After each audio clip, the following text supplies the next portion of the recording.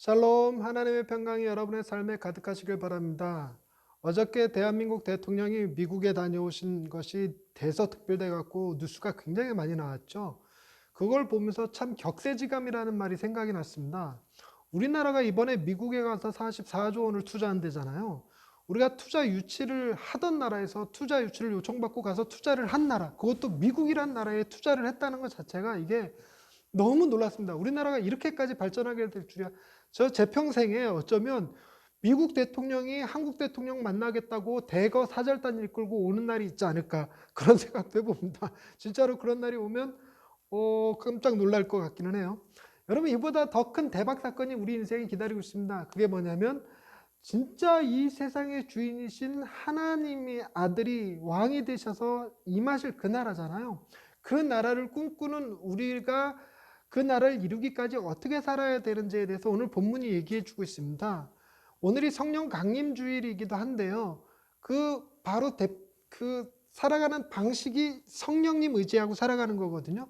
그럼 성경에서 얘기하는 이 세상과 하나님과의 관계는 어떠하며 우리는 어떻게 살아야 되는지에 대해서 한번 들여다보도록 하겠습니다. 본문은 저희가 읽기는 16장 1절부터 15절까지 읽었지만 사실은 그 이전인 15장 16절서부터 16장 끝까지 다 봐야 되는 내용입니다. 그러니까 설교 중에 이 부분들을 다 다루긴 할 건데요. 먼저 1절에 보면 실족하지 않게 하려고 이 글을 썼다, 이 말씀을 하셨다 이렇게 얘기하고 있습니다. 그러면서 이어서 출교 2절에 출교라는 단어도 나오고 죽이는 자라는 단어도 나오고 합니다. 그러니까 다소 좀 어두운 분위기죠. 그리고 나서는 성령님이 등장을 하고 맨 뒤에 가서는 기쁨에 관한 이야기를 합니다. 이게 전반적인 흐름이에요. 먼저 고난에 대한 이야기, 성령에 대한 이야기, 기쁨에 대한 이야기 이렇게 이해하시면 될 것 같고요. 먼저 고난부터 한번 차근차근 들여다봅시다. 2절 말씀에 이런 말씀이 써 있습니다. 사람들이 너희를 출교할 뿐 아니라 때가 이르면 무릇 너희를 죽이는 자가 생각하기를 이것이 하나님을 섬기는 일이라 하리라 이렇게 써 있습니다. 근데 이 이전에 15장의 뒷부분에 나오는 내용들은 이렇습니다. 16절 말씀을 보시면 15장 16절 너희가 나를 택한 것이 아니요 내가 너희를 택하여 세웠나니 이는 너희로 가서 열매를 맺게 하고 또 너희 열매가 항상 있게 하여 내 이름으로 아버지께 무엇을 구하든지 다 받게 하려 함이라. 내가 이것을 너희에게 명함은 너희로 서로 사랑하게 하려 함이라 하고, 지난 시간에 우리가 다뤘던 말씀처럼 우리가 서로 사랑하며 살기 위해서라도 예수 그리스도께서 맺으셨던 놀라운 열매들, 그 하나님 앞에 순종하심으로써 얻었던 기쁨, 영광, 이것들을 우리가 가지고 우리 것으로 삼게 해주신다는 얘기가 했잖아요. 그런데 이걸 우리 것으로 삼으면 어떤 일이 벌어지는가? 굉장히 놀랍고 기쁘고 즐겁고 신나는 일이 가득할 것 같은데 그 다음 나오는 이야기들은 전혀 그런 식으로 전개가 되지 않습니다. 한번 보십시다. 18절 말씀, 세상이 너희를 미워하면 너희보다 먼저 나를 미워한 줄 알라. 미움이라는 말이 등장을 했어요. 19절에 너희가 세상에 속하였으면 세상이 자기 것을 사랑할 것이나 너희는 세상에 속한 자가 아니요 도리어 내가 너희를 세상에서 택하였기 때문에 세상이 너희를 미워하느니라. 여러분 이거 보세요. 예수님이 우리를 택하여서 우리에게 열매가 있게 하시고 기쁨이 있게 하시고 이걸 통해서 하나님의 사랑을 받고 그 안에서 우리가 놀랍도록 충만한 기쁨과 만족 가운데 살아가게 하시는데, 그런데 세상은 우리를 미워한대요. 미워하는 이유가 우리가 뭘 어떻게 한 게 아니라 놀랍게도 우리를 택하신 주님 때문에, 세상이 주님을 미워하니까 우리 역시 미움을 받게 될 거라고 얘기를 합니다. 그리고 나서 23절에 보면 나를 미워하는 자는 또 내 아버지를 미워하느니라 라고 얘기를 합니다. 근데 왜 미워할까? 이 미워하는 이유에 대해서 21절에 이렇게 써놨어요. 그러나 사람들이 내 이름으로 말미암아 이 모든 일을 너희에게 하리니 이는 나를 보내신 이를 알지 못함이라. 세상은요 딱 두 종류의 사람으로 나눠집니다. 하나님을 아는 자와 하나님을 모르는 자. 하나님을 아는 자는 세상에서 미움받죠. 누구한테 미움받냐면 하나님을 모르는 자들에게 미움을 받겠다는 얘기가 되는 것입니다. 그러니까 하나님을 아는 자는 세상에서 성공을 기대하기보다 세상에서 실패할 수도 있고 미움을 받을 수도 있고, 이거 조금 씁쓸한 얘기기는 한데 어찌됐건 세상에서 어렵게 살아가던 사람들의 얘기를 보면 콥트 기독교, 이집트 콥트 기독교인들 같으면 참 삶이 비참해요. 그럼에도 불구하고 그렇게 살아갑니다. 하나님을 아는 지식 때문에 그래요. 근데 바울 역시도 그가 가지고 있는 굉장히 큰 자산들 있잖아요. 그 유대인 중에 유대인이요, 바리새파 중에 바리새인이요, 로마 시민권자요. 그럼에도 불구하고 하나님을 아는 지식을 인해서 이 모든 것을 다 배설물로 여기죠. 이런 것과 같이 세상이 우리에게 어떤 불이익, 박해, 원망, 비난 이런 것들을 하게 될 거라는 얘기입니다. 단순히 하나님을 알지 못하는 것 때문에 말이죠. 그런데 예수님이 이 얘기만 하신 게 아니라 26절, 27절에 보니까 이런 말씀도 하십니다. 내가 아버지께로부터 너희에게 보낼 보혜사 곧 아버지께로부터 나오시는 진리의 성령이 오실 때에 그가 나를 증언하실 것이요 라는 말이 나오죠. 세상이 우리를 미워하고 박해할 거지만 그러나 우리는 세상을 어떻게 견딜 수 있느냐?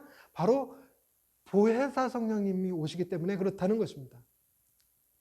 그런데 단순하게 아까 제가 말씀드렸듯이 세상은 하나님을 아는 자와 모르는 자가 있다고 얘기했는데 오늘 읽은 본문 말씀에는 하나님을 아는 자와 모르는 자 외에 한 명이 더 등장합니다. 그게 누구냐면 2절 말씀에 보니까 사람들이 너희를 출교할 뿐 아니라 때가 이르면 무릇 너희를 죽이는 자가 생각하기를 이것이 하나님을 섬기는 일이라 하리라. 이게 뭘 의미하죠? 하나님을 오해하는 자죠. 하나님을 오해하는 자. 다시 정리해 보십시다. 세상은 두 종류의 사람이 있다고 말씀드렸습니다. 하나님을 아는 자와 모르는 자. 모르는 자로 인해서 아는 자들이 미움을 받을 것이고 박해를 받을 거예요. 그런데 출교와 죽이는 일 이런 거는 누구로 이해한 거냐면 하나님을 모르는 자가 아니라 하나님을 오해하는 자. 그러니까 하나님을 왜곡되게 알면 그렇게 위험한 거예요. 하나님을 섬기는 일이라 생각하면 사람이 굉장히 잔인해지거든요. 이게 신의 명령이라 생각하면 상대방을 마녀, 이단, 이거 정죄해놓고 불질러서 사람 죽이는 일도 가능해져 버립니다. 그러니까 이런 일들이 벌어질 거라는 거예요. 근데 그런 게 여러분 잘 보셔야 될 게 뭐냐면 3절 말씀에 그들이 이런 일을 할 것은 아버지와 나를 알지 못함이라. 여러분 다시 한번 읽어드릴게요. 그들이 이런 일을 할 것은 아버지와 나를 알지 못함이라. 무슨 얘기냐면요. 니들이 잘못해서 그런 거라고 말하지 않는다는 것입니다. 여러분 보세요. 놀랍지 않습니까? 주님이 하나님의 아들이신 그분이 인간의 모든 죄를 짊어지고 십자가에 죽으실 그분이 지금 뭐라고 그러냐면 세상에서 너희가 어려움을 당할 거야, 박해를 당할 거야, 심지어 죽임을 당할 수도 있어. 그것이 곧 하나님을 위하는 일이라는 착각 속에서 벌어지는 일일 수도 있어. 그런데 니들이 잘못해서 그러는 것은 아니야. 여러분, 우리는 이런 생각을 좀 가질 필요가 있어요. 한국 기독교인들이 마음속에 가져야 될 생각은 뭐냐면 자꾸만 우리는 뭐 어려운 일이 생기고 힘든 일이 생기면 내 죄다 내 죄 이렇게 생각하는 사람 정말 많거든요. 아니면 조상을 잘못 만난 탓이라든가 아니면 무덤을 잘못 썼다든가 뭐 이런 거죠. 게다가 우리는 이런 생각 많이 하죠. 지성이면 감천이다. 그래갖고 내가 정성이 부족해서 그래. 어떤 사람들은요, 내가 교회를 똑바로 못 다녀서 그래. 뭐 기도 생활 똑바로 못 해서 그래. 와, 저 교회 개척하고 한동안은 교회 부흥 안 하니까 많은 목사님들이 그런 얘기 저한테 많이 했어요. 네가 기도를 안 해서 그래. 아이고야. 예, 기도 많이 하는 건 맞습니다. 근데 그분들이 생각하는 기도와 제가 생각하는 기도가 좀 다르기는 했어요. 어찌됐거나 중요한 것은 우리가 어떤 어려움에 처한다면, 박해를 받는다면, 고난을 당한다면 그것은 우리 때문이 아니라 저들이 하나님을 제대로 알지 못하고 그가 보내신 자 예수를 알지 못했기 때문에 그렇다는 것입니다. 그러면 어떻게 하면 될까요? 알게 하면 되잖아요. 전도하면 되잖아요. 그러니까 우리는 뭐 하는 게 중요하냐면 하나님을 바르게 알고 예수 그리스도를 정확히 아는 게 중요해요. 그게 곧 영생이기도 하고요. 그게 믿음이기도 합니다. 근데 문제는 그런 거잖아요. 우리는 그러면 아버지를 제대로 알고 있느냐, 예수 그리스도를 제대로 알고 있느냐, 배웠다고 해서 다 기억하느냐, 그런 거 아니잖아요. 제가 설교를 꾸준히 해보지만 우리는 설교를 끝나고 2시간만 지나면 뭐 들었는지 잊어버리죠. 2시간? 너무 길게 잡았나? 한 10분, 20분만 지나도 뭐 들었는지 잊어버리는 사람들이잖아요. 지난주 설교 뭐였는지 기억하십니까? 아유, 2시간만 지나도 잊어버리는데 일주일 어떻게 기억합니까? 그러잖아요. 예, 우리는 듣고 잊어버립니다. 이런 우리의 성격을 잘 아시는 주님이 그런 대해결책을 만들어 놓으셨습니다. 그게 뭐냐면 7절 말씀이에요. 이렇게 써 있습니다. 그러나 내가 너희에게 실상을 말하노니 내가 떠나가는 것이 너희에게 유익이라. 내가 떠나가지 아니하면 보혜사가 너희에게로 오시지 아니할 것이요 가면 내가 그를 너희에게로 보내리니. 여러분, 예수님이 지금 제자들을 남겨두고 떠나실 거예요. 근데 세상은 어떤 곳이냐? 이들에게 박해를 하고 고난을 주고 미워하고 죽이기까지 하는 세상입니다. 근데 그들을 두고 떠나가시는 것이 주님이라고 마음 편하겠어요? 그런데 더더군다나 주님이 간다고 하는데 제자들 가운데는 어디로 가냐고 묻는 자도 없고 그냥 마음에 근심만 하고 주님 가시면 우리는 어떡하지? 이렇게 있다는 거예요. 근데 예수님이 실상을 얘기해 주시는데, 예수님이 이 세상에 계시면 육신을 지닌 채로 제한된 공간에 제한된 사람들만 만날 수밖에 없잖아요. 그런데 예수님이 가시고 나서 우리에게 보혜사를 보내주시면, 보혜사는 우리와 영원히 함께 계시잖아요. 우리 안에 계시고 우리가 어디에 있든 어디에 가서 무엇을 하든 어떤 상황에 놓여 있든 우리를 잘 아시는 분이니까 그 분이 하시는 일이 있으니 그것이 두 가지 일입니다. 그걸 우리 지금 이해를 잘 하셔야 되는데, 보혜사가 오셔서 하시는 두 가지 일. 첫 번째 일이 뭐냐면 8절 말씀입니다. 그가 와서 죄에 대하여 의에 대하여 심판에 대하여 세상을 책망하신다는 거예요. 책망하신다. 책망하시는 게 첫 번째 일이고, 두 번째 일이 무엇이냐면 13절 말씀. 그러나 진리의 성령이 오시면 그가 너희를 모든 진리 가운데로 인도하시리니 그가 스스로 말하지 않고 오직 들은 것을 말하며 장래일을 너희에게 알리시리라. 그가 내 영광을 나타내리니 내 것을 가지고 너희에게 알리시겠음이라. 무릇 아버지께 있는 것은 다 내 것이라. 그러므로 내가 말하기를 그가 내 것을 가지고 너희에게 알리시리라 하였노라. 한번 맞춰보시겠습니까? 첫 번째는 책망하시는 거, 두 번째는 뭐 하시는 거? 알리시는 일을 한다는 겁니다. 여러분, 세상에서 고난이 닥칠 때 우리가 기억해야 될 것은 뭐냐면 내 잘못이 아니다. 세상이 뭐 하고 있기 때문이다? 아버지와 아들을 알지 못하기 때문이다. 그러니 우리는 뭐 하는 것이 중요하다?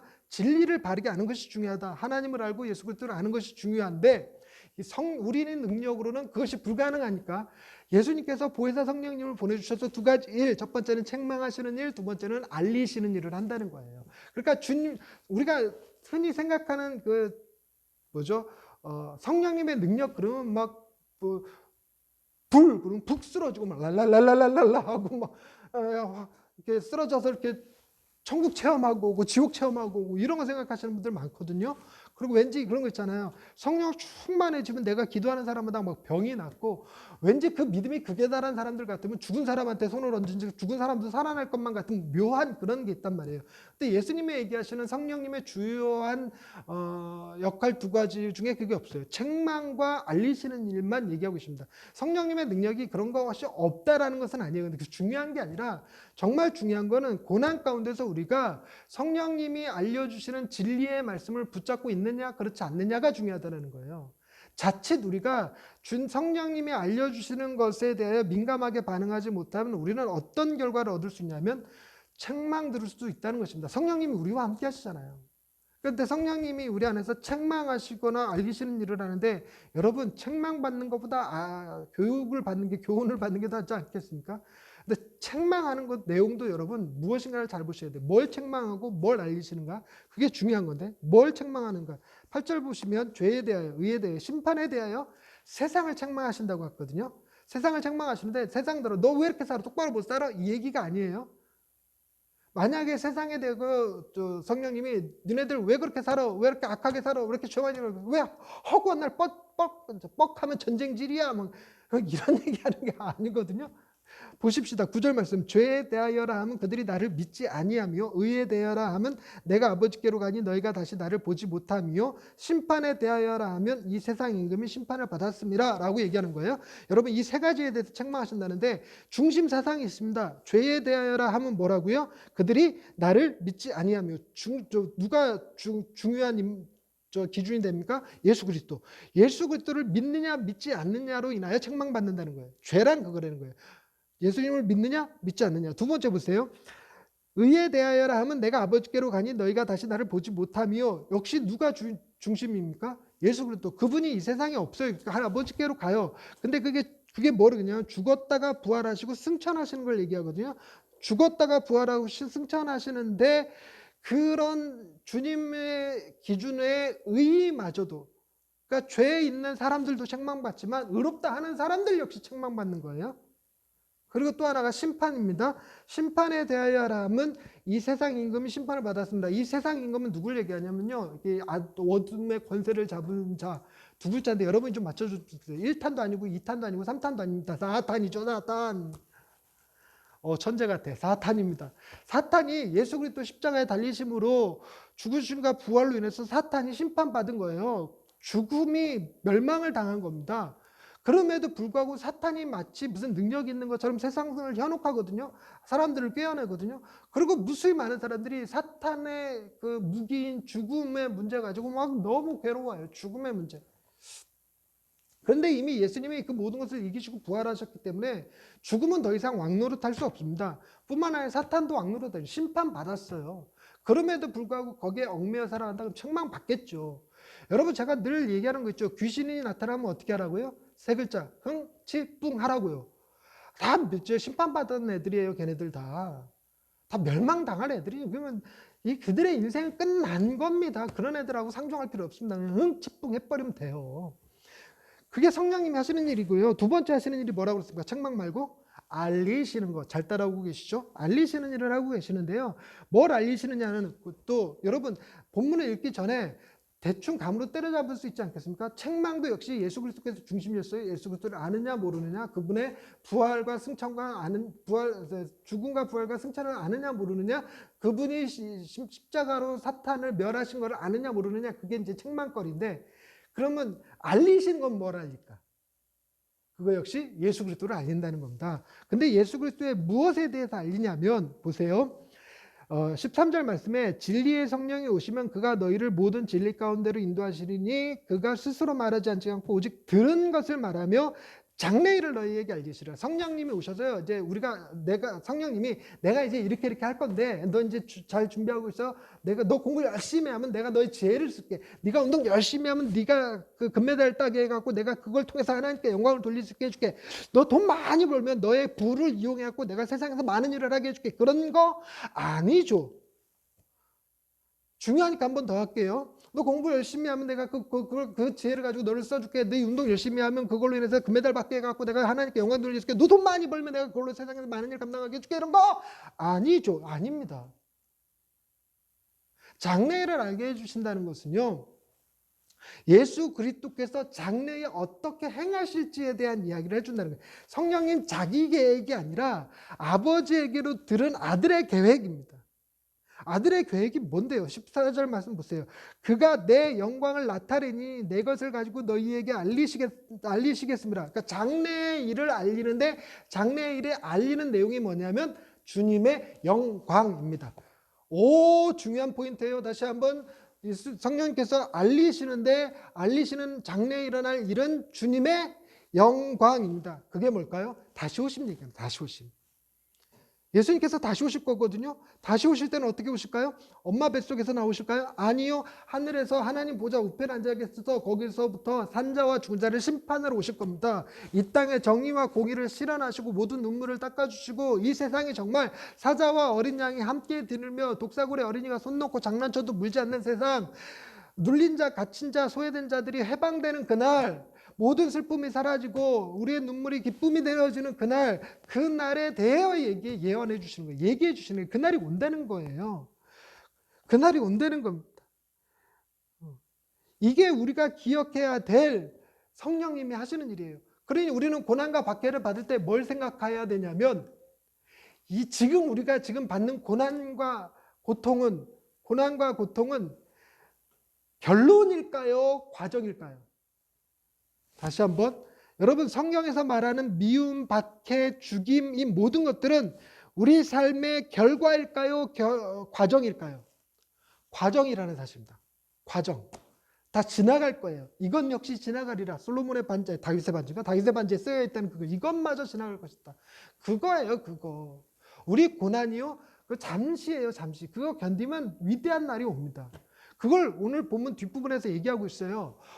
이게 세 번째고 소위 결론이라고 할 수 있겠는데요. 말씀을 보시면 우리가 지금 15절 말씀까지 읽었는데 그 뒤로 쭉 분위기가 확 반전이 됩니다. 확 반전이 되는데 무슨 얘기가 나오냐면요. 20절 말씀 보세요. 내가 진실로 진실로 너에게 이르노니, 진실로 진실로 두 번 얘기했어요. 뭐 하자는 얘기죠? 강조하고 계신다는 얘기입니다. 이런 데는 밑줄 짝, 돼지꼬리 땡이야, 뭐 별표 8개 뭐 이런 거 붙이는 거잖아요. 수능 준비하시는 친구들 알죠? 진실로 진실로 너에게 이르노니 너희는 곡하고 애통하겠으나 세상은 기뻐하리라. 너희는 근심하겠으나 너희 근심이 도리어 기쁨이 되리라. 할렐루야. 이게 우리의 결론입니다. 이게 우리 인생의 결과입니다. 여러분, 우리는 마지막에 어떻게 될 거냐면 근심이 변하여 기쁨이 될 거예요. 그 기쁨이 어느 정도냐면 예수님께서 참 재밌는, 아주 우리 몸에, 우리 귀에 쏙 들어올 것 같은 그런 비유를 하나 드시거든요. 그 21절 말씀입니다. 21절 말씀 보세요. 여자가 해산하게 되면 그때가 이르렀으므로 근심하나 아기를 낳으면 세상에 사람 난 기쁨으로 말미암아 그 고통을 다시 기억하지 아니하느니라. 우리가 누리게 될 기쁨은요, 어떤 기쁨이냐면 과거에 우리가 어떤 고통을 당했었던가, 내가 과거에 힘든 일이 있었던가, 내가 그때 박해를 받긴 했었나, 이런 그런 기억이 가물가물, 그런 것도 갖고 아닌 것도 없고 그렇게 느껴질 만큼 기쁨이 너무 커서 세상의 고통과 근심과 아픔이 전혀 기억되지도 않을 만큼 그런 기쁨. 여자들이, 엄마들이 아기를 낳는 고통, 그 해산의 고통 너무 크잖아요. 근데 아기가 태어난 그 기쁨의 고통을 잊어버리고 또 아기 같잖아요. 그래갖고 저희 교회 교인들은 두 가정은요, 셋이나 낳았어. 우리 어머니 세대는요, 보통 6, 7도 낳으시고 그랬잖아요. 왜 그랬을까요? 아기 난 기쁨이요, 고통을 잊게 해줘요. 우리의 인생의 마지막이 그거예요. 우리의 인생의 마지막이 얼마나 기쁨으로 환희에 차서 넘치는가, 얼마나 큰 기쁨을 누리게 되는가, 그것 때문에 세상에서 당하는 고난, 고통, 이거 아무것도 아니라는 거예요. 근데 중요한 것은 이 기쁨을 누가 누릴 수 있느냐? 세 사람 중에서 한 사람이 누립니다. 어떤 사람이 누리는지 한번 맞춰보세요. 1번 하나님과 예수를 아는 자, 2번 하나님과 예수를 모르는 자, 3번 하나님을 알기는 알되 오해하는 자. 셋 중에 누구? 1번입니다. 여러분 잘 기억하세요. 선한 일 행한 자가 아니라는 얘기예요. 착하게 잘 산 사람, 뭐 주일 성수 잘한 사람, 11조 그런 얘기하는 거 아니거든요. 물론 예수 그리스도를 알고 하나님을 알면 당연히 우리의 삶이 선한 삶을 창조하게 될 겁니다. 사랑의 삶이 우리 삶 속에서 당연히 나타나게 될 거예요. 그러나 그 사랑의 삶 때문에 구원받고 기쁨을 누리는 게 아니에요. 복음이 사랑의 삶도 창조하고 역시나 기쁨과 즐거움과 만족도 우리에게 주시는 거죠. 이게 여기서 끝나지 않습니다. 이 기쁨이 어떤 기쁨인지요. 22절 말씀을 보면 지금은 너희가 근심하나 내가 다시 너희를 보리니 너희 마음이 기쁠 것이요 너희 기쁨을 빼앗을 자가 없으리라. 여러분, 우리가 아기를 낳으면 그 기쁨이요 천년만년 가든가요? 안 그래요. 그 기쁨이 또 고통이 되기도 하죠. 뭐죠? 애가 아프기라도 해보세요. 막 안절부절. 애가 막 100일 지나고 도일 지나고 건강하게 잘 지나고 이제 초등학교 입학할 때쯤 되면 또 걱정하죠. 왕따 당하지 않을까. 대학 졸업할 때쯤 되면 고등학교 졸업할 때쯤 되면 또 걱정하죠. 좋은 대학 갈 건지 말 건지 막 이러면서 막 100일 기도를 하고 막 수능 기도회를 열고 막 그러잖아요. 그 대학 들어가면 끝나나요? 아니지요. 직장 문제, 결혼 문제, 결혼했어도 손주를 낳을 거냐 말 거냐 같은 문제. 여러분, 기쁨이요 쉽게 빼앗겨요. 이 세상은요. 그런데 마지막에 우리가 받게 될 기쁨은요 빼앗기지 않을 기쁨이에요. 빼앗기지 않을 기쁨. 그리고 또 있어요. 24절 말씀 보세요. 지금까지는 너희가 내 이름으로 아무것도 구하지 아니하였으나 구하라 그리하면 받으리니 너희 기쁨이 충만하리라. 우리가 기쁨을 어디로부터 받는다고요? 하나님으로부터. 기도함으로 받는다니까. 기도는 누구한테 하냐면 하나님한테 하는 것이고 하나님이 주시는 기쁨이에요. 여러분, 자녀가 주는 기쁨도 참 소중합니다. 돈이 주는 기쁨이요, 명예가 주는 기쁨이요. 이 세상에서 그것만한 게 어디 있겠습니까? 여러분, 어제 한미회담으로 인해서 우리나라가 굉장히 큰 기쁨을 누렸잖아요. 43년간인가 미사일 제한 조건이 있던 거 해제됐대잖아요. 미사일 우리가 얼마든지 쓸 수 있고 우주에다가 우리 저 우주선 쏠 수 있는 그런 나라가 됐어요. 굉장한 나라죠. 이 기쁨이요. 근데 이 기쁨은요, 미국이 주는 기쁨, 돈이 주는 기쁨, 경제 장밋빛 미래가 주는 기쁨, 이런 기쁨은요 하나님이 주시는 기쁨하고는 비교 자체가 안 돼. 깜냥 자체가 안 됩니다. 인간이 어떤 존재인데요. 인간을 소우주라고 불러요. 인간 바깥으로 우주를 인식하는 거, 이 세상에 존재하는 것들 중에 인간밖에 없거든요. 인간은요, 머릿속으로요, 몇백만 광년이라고 표현하는 뭘 이해해요, 이해해. 여러분, 숫자만 보더라도 그렇죠. 여러분, 우리가 미국에다가 이번에 투자하는 돈이 44조 원이거든요. 여러분, 44조 원이 감이 오시나요? 44조 원? 저는 감이 잘 안 오는데. 요즘 워낙 몇 조 이런 거 하도 많이 들어가고 44조 원. 그런데 여러분 경 단위로 넘어갑시다. 1경, 2경 감이 오시나요? 그 다음에 해로 넘어가 봅시다. 1해, 2해, 1000해 이런 거 감이 오시나요? 얘를 감이 안 와도 우리 머릿속은요 그걸 인식한다니까요. 우주의 별의 개수요. 여러분 보세요. 태양계가 수차례 모여있는 게 은하계고 은하계 수차례 모여있는 게 은하단이고 은하단 수십 개가 모여있는 게 수억 개가 모여있는 게 우주인데 그 우주를 상상해낼 수 있는 게 인간이에요. 근데 그런 인간이요. 한낱 돈으로 만족한다고요? 명예로 만족한다고요? 그 깜냥도 안 됩니다. 마치 바닷물 마신 것처럼 갈증만 더해요.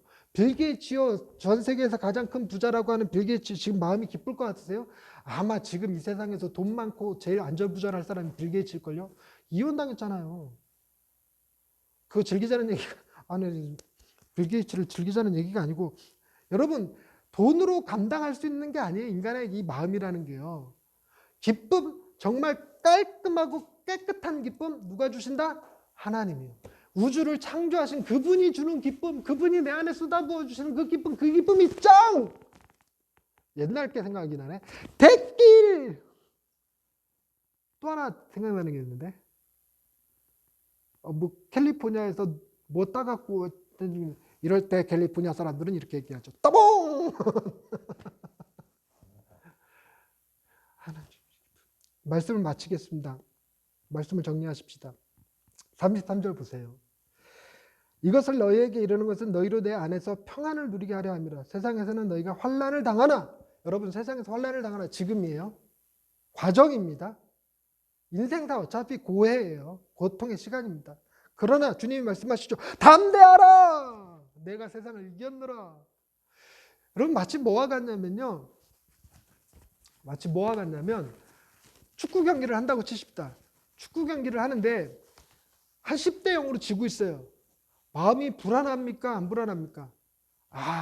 얘를 잘못 들었다. 10대 0까지 되면 그냥 불안할 것도 없죠. 어차피 진 거니까. 한 3대 0으로 지고 있습니다. 3대 0으로 지고 있으면 마음이 불안할까요? 안 불안할까요?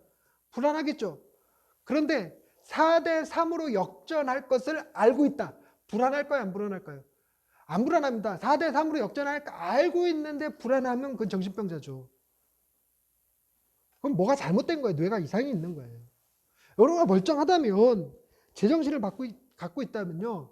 3대 0으로 지고 있어도 이기고 있는 팀이 쟤네들 왜 마음이 저렇게 편해? 쟤네들 지고 있는데 우리는 뭘 하냐면 주님이 이기셨다라는 사실을 알아요. 주님이 이기셨기 때문에 우리는 뭐 할 수 있다? 담대할 수 있습니다. 여러분 우리는 승리가 보장된 인생이라는 거예요. 다시 한번 우리는 승리가 보장된 인생입니다. 주님이 오셔서 당신이 이루신 승리를 우리에게 다 주실 거예요. 이미 기쁨과 평안도 다 주시고 가신 분이잖아요. 그러니까 다 주실 겁니다. 그분이 오셔서 모든 것을 다 평정하시고 눈물을 기쁨으로 슬픔을 기쁨으로 다 바꾸실 거예요. 그리고 세상이 빼앗지 못하는 기쁨이고요. 고통을 기억하지 못할 기쁨이고요. 기쁨의 근원 되시는 우주를 창조하신 하나님이 주시는 기쁨으로요. 우리는 만만족, 할렐루야 하게 될 겁니다. 그러니 우리도 이 세상 살아갈 때 담대하세요. 이제는 미국에다 원조 주는 나라입니다. 할렐루야. 여러분, 제가 장난스럽게 얘기한 것 같지만 그러기 위해서라도 성령님 의지하셔야 됩니다. 성령님이 주시는 진리의 말씀 붙드시고 예수 그리스도 붙드시고 말씀 붙드시고 세상 가운데서 담대하게 우리의 마지막에 주어질 승리 바라보면서 이번 한 주도 화이팅! 기도하십시다. 하나님 감사합니다. 우리 사는 인생 어려운 일 많고 울 일 많고 고통스러운 순간들 많습니다. 그러나 이 세상의 삶이 전부가 아님을 압니다. 주님이 오셔서 새롭게 할 세상임을 압니다. 이 세상에서 우리가 고난을 당하고 죽임을 당하고 박해를 받는다 할지라도 세상이 빼앗지 못할 평강을 누리게 하시고 세상 사람들이 이해할 수 없는 담대함을 가지게 하시고 세상 사람들이 가질 수 없는 승리를 맛보는 자가 되게 하여 주옵소서. 예수님의 이름으로 기도드립니다. 아멘.